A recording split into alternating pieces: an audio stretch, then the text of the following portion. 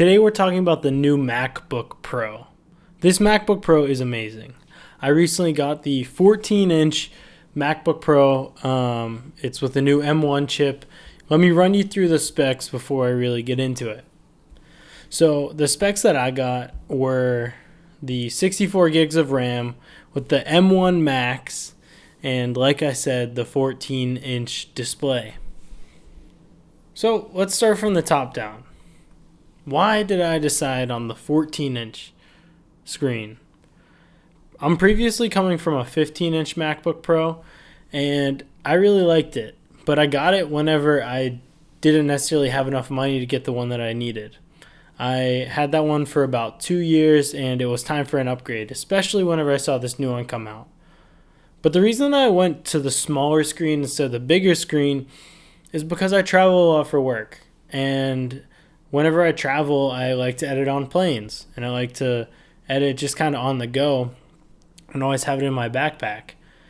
And whenever I had the 15-inch, I found that it was really hard to edit on an airplane. Whenever I was flying and I had the tray table, I was all crammed up and barely even able to work whenever I was flying. And more so, another reason why I got the new one is because my battery life sucked on the old one.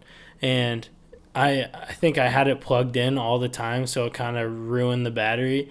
And it got to a point where it would die at 65%. So that's a huge reason why I decided to upgrade.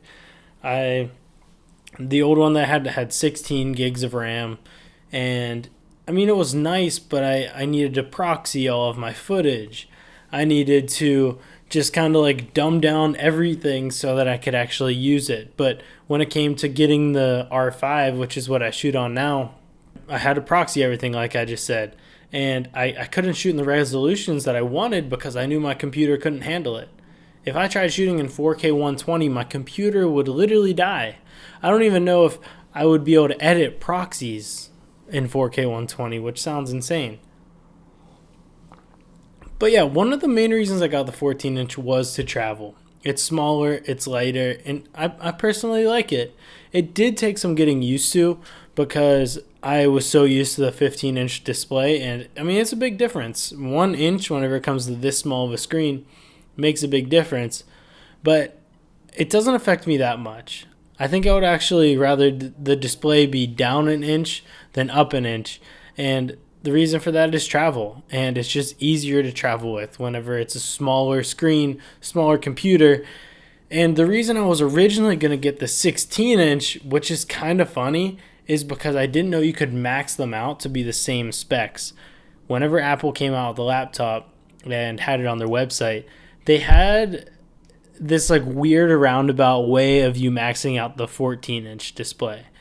And it's kind of funny because whenever you go on the 16-inch MacBook Pro, you go click through it, M1 Max, 64 gigs of RAM, it's super easy.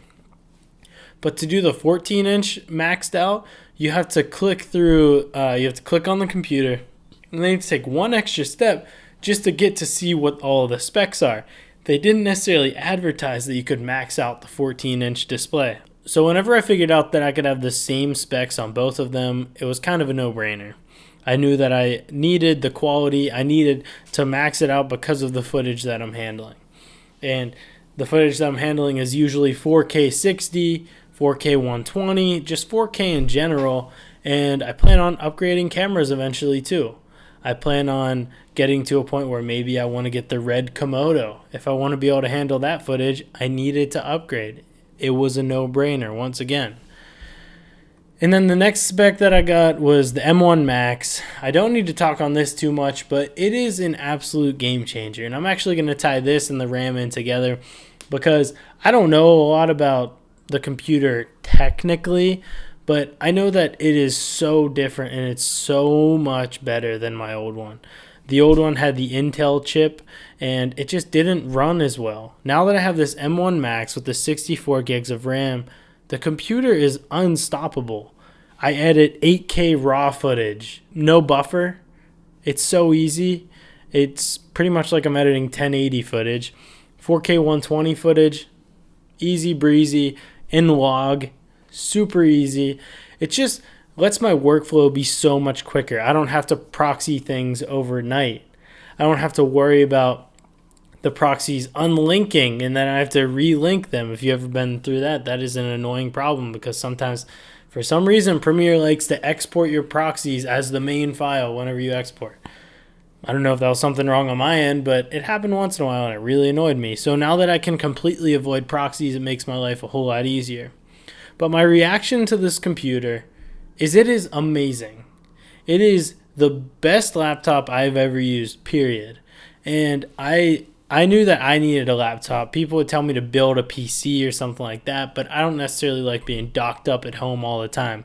This laptop, I think, is the best on the market for video editing and photo editing. Anything creative, you have to get it. You know, it is the most powerful thing I've ever used. Every single person I talk to, every video that I watch, they say the same thing. It is mind-blowing how Apple pulled this off. It is mind-blowing how the tech is just unstoppable. The battery life is really good on it too. I'm coming from, like I said, my old laptop. I couldn't even use it without being plugged in. I'm not saying I couldn't edit without being plugged in. I'm saying I couldn't even go on Google Chrome without it being plugged in. It was ridiculous. I would open up a couple tabs, and then it would be 70%, 65%, and it would just die. And then I would have to plug it in to power it back up. And then once it was powered back up, it would say it's on that 70%. It made no sense. It was like trying to use an old phone. I don't know what I did to cause that. But now having a laptop that can actually be used as a true laptop, total game changer for me. And it's so nice. And I would just say I couldn't recommend this enough. I'm not going to get into the specs super heavy. I obviously told you what mine was. But what I'm using is the Adobe Creative Cloud. I'm using Lightroom, Photoshop, Illustrator, Premiere, After Effects. And the thing that I noticed after having it for just under a month now is just how efficient it is. It's what I've been looking for in a computer. It's what I wanted. It is seamless whenever I'm editing pretty much. And I'm editing this 4K log footage, which isn't necessarily easy for any other computer, but it doesn't hesitate at all. And export times are massive. Exporting on this computer kind of gave me a whole new perspective on how I can deliver my content. I am into the run and gun space of film, the social media space, the event space, stuff like that. And for a lot of that, especially events, you need to get the content out quick. You need to have the content to the client so that they can post the recap. For an event, if it happens on a Monday and the video is not up by a Friday, it's irrelevant. People forget that the event even happened. But if you can post a recap whenever the thought of the event is still relevant and in people's minds, it makes a big difference. So whenever I was turning around social media content real time, I haven't done it with this computer, but with my other computer, I would need to shoot in lower resolutions to actually make it happen. I hated that. It drove me insane, having to shoot in 1080 just so I could get it off quicker. I hate that. I want to be able to push out the content as high quality, as quick as I can, and that's what this computer allows me to do. I shoot in 4K 60, and I can upload, edit, and then export, and there's no lag time. The export's super quick. I just exported a video today, and it was all shot in 4K 60, aside from the interviews, but the interviews were in 4K 24 in log, so log footage is harder on the computer, period. It was a 2-minute and 30-second video, and it took 3 minutes to export. That is insane.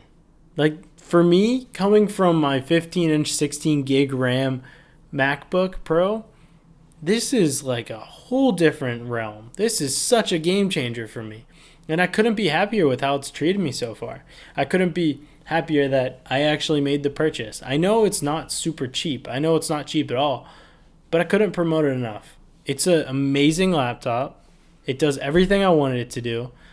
And it's as simple as that. This thing will handle what you need to do on it. After Effects. I'm tracking. Even the efficiency of it is faster. The efficiency of the software is faster. I think that the computer is just processing. And whenever you're rotoscoping, trying to mask something out in a video, it's quicker. Whenever you are tracking something like tracking a title into 3D space, it usually beats the crap out of your computer, but with this thing, it has no problem. I was tracking 4K 60 footage. Does it no problem. It is amazing the capability that this thing has. And I would say get it even more so because cameras are going to keep moving forward. As cameras move forward, you're going to have to move forward. That's what I kind of realized is I needed to upgrade my laptop because I upgraded my camera. And vice versa. If you upgrade your laptop, it might be too good for your camera. Or you always want to have your laptop be one step ahead of your camera. There's nothing worse than getting a camera and then not being able to do as much as you want with the footage. It might be even something as simple as getting a nice camera and then not being able to color grade it. That's frustrating. You want to be able to color it to the best of your ability. One of the nice reasons that you get these beautiful cinema cameras is because you want to be able to really pull those colors. That is a huge advantage. But you can't do that if you don't have the right computer. Your computer just can't process the footage. That's frustrating. I hate that. That was one of my pet peeves about having my old computer. I was held back because of it, and that's when it's time to upgrade. It's time to upgrade whenever you are being held back by your gear. Maybe it's efficiency. Maybe it is just totally your computer can't handle what you're doing. It's time to upgrade. It might be expensive, but invest in yourself. Invest in what you actually need, and it'll move you forward.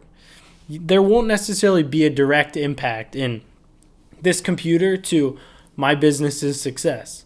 But I really think that there is correlation. And whenever you see that correlation, whenever you want to invest in yourself, you got to do it. You got to do it even if it doesn't necessarily make sense right now. Do it at some point. Do it whenever you feel is right, and you won't regret it. Yeah, this laptop was like $4,000, but it's worth it.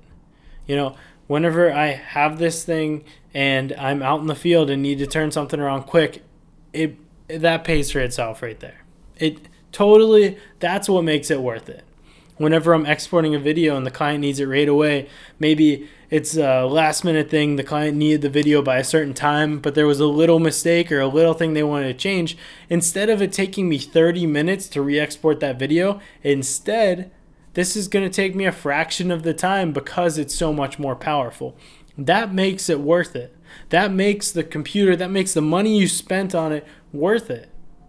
Invest in yourself. I cannot say it enough. Invest in yourself because at the end of the day, there's one person that you can control how hard they work, and it's you. If you're a photographer and you're out there trying to get more business, you might want this. You might want this so that instead of editing 2 projects in a day, you can turn it into 3 because there's not as much export time. There's not as much lag time whenever you're editing. You can just be bang, bang, bang, so much more efficient, and then you stay focused. When you get focused, it makes it a whole lot easier. If you can keep your focus without having your computer having to render, if you can just play it back in a fraction of the resolution like Premiere allows you to, you can stay focused. You can be in your workflow, moving really fast, and it'll be a lot nicer. If you're thinking about getting the M1 MacBook Pro, specifically the M1 Max, I think the M1 Pros too, I haven't used it personally, do it. You heard it right here, do it. I push you to try it, especially if you are a creator. It will help you a ton, and it will push you forward. So don't be afraid to take that risk on yourself. It might be a little bit expensive, but I think it will be worth it. I think it will be worth your money, and you will not regret it. So I didn't get paid to say a single thing on this, and I am going to keep pushing this because I think this is one of the most amazing pieces of tech that I've ever used, and it helps my workflow and my efficiency a ton, and that's what you pay for. If you could pay to be more focused and to be more efficient, would you do it? Well, you have this opportunity right here to buy this thing, so go ahead, do it. You won't regret it. Thanks for watching, guys. I hope this gave you a little bit of an idea. I'm thinking about doing a more well-done video about this, so instead of a podcast form, it'll be more of a normal YouTube video that you might see on it. Let me know if this is something that you want to see. I'll make it happen, and I'll see you guys soon. If you like the tech videos, let me know. I love talking about this. I feel like I really get flowing whenever I talk about tech. So this is what I'm interested in. I'm interested in how damn good this camera I'm shooting on and this computer is. So if this is what you like to hear about, let me know. Reach out, and I'll keep putting them out. Thanks for supporting. Thanks for watching. Peace out.